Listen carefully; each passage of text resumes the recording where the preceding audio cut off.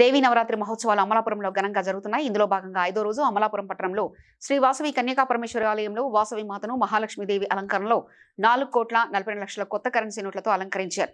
దీంతో ఉదయం నుండి భక్తులు అధిక సంఖ్యలో అమ్మవారిని దర్శించుకుని తీర్థప్రసాదాలు స్వీకరించారు. భక్తులకు ఎటువంటి అసౌకర్యాలు కలగకుండా కమిటీ సభ్యులు, పోలీసులు భక్తులకు సహాయ సహకారాలు అందిస్తున్నారు.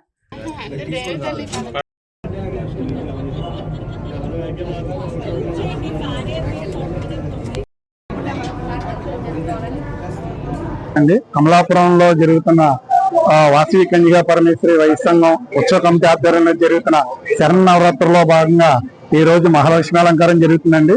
మహాలక్ష్మి అలంకారానికి 4,41,99,999 రూపాయలతో అలంకారం చేయడం జరిగిందండి.